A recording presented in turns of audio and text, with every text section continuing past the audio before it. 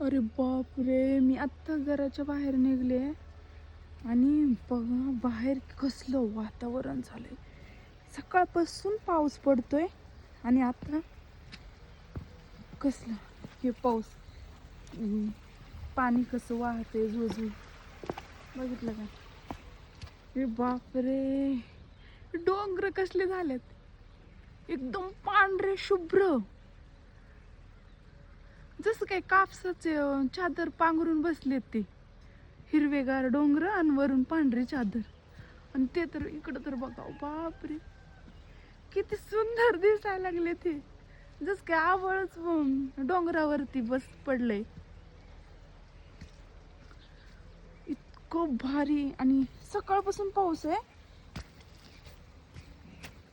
हे सगळे पाणीच पाणी साचलंय हे का.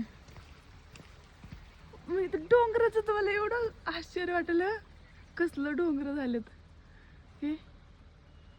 बापरे, ते कापसाच्या रुआ रुआ असतात ना, त्या जसं काय डोंगरावरती अशा ठेवल्यात पांगून, असं वाटायला लागले.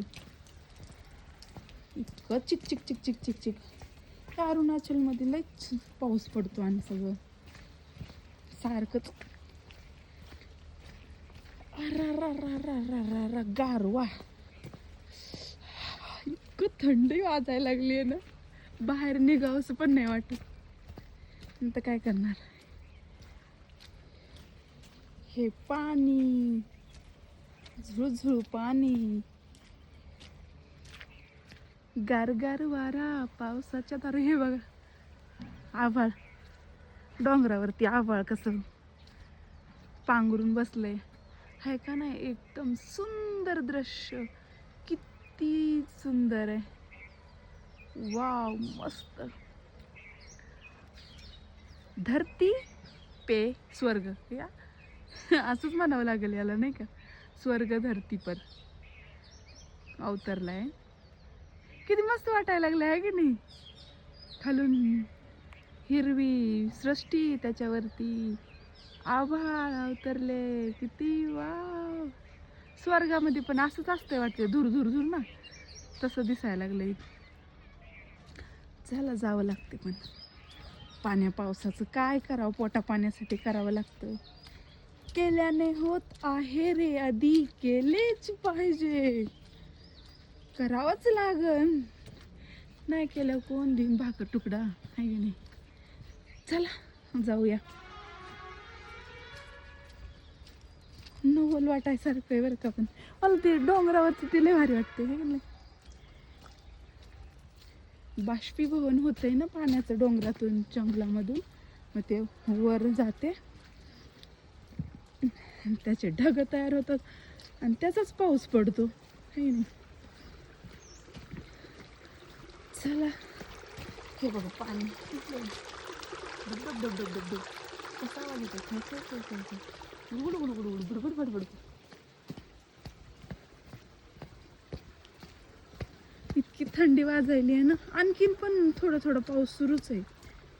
पूर्ण दिवस गेला पण पाऊस काय बंद झाला नाही, काय माहिती कधी बंद होतं तर. इथं अगोदरच सारखा पाऊस पडला.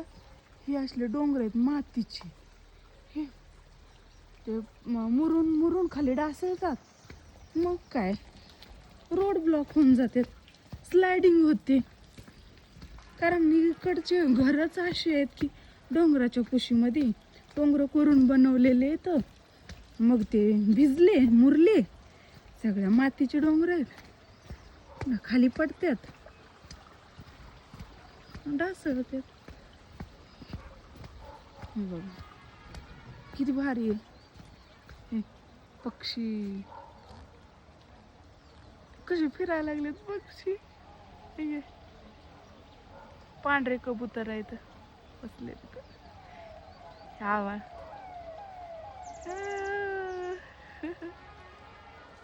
स्वर्गात आल्याने वाटते का नाही? एवढ्या लवकर नाही जायचं, भरपूर राहिले आणखी खाली. भारी वाटायला, हे काय एकदम मस्त मस्त. चला थांबून चालणार नाही. सगळीकडून चौकडून आहे, पण चौकडून ते आभाळा वरी डोंगरावरती आहे की नाही. Wow nice. चला ठीक आहे, ओके बाय.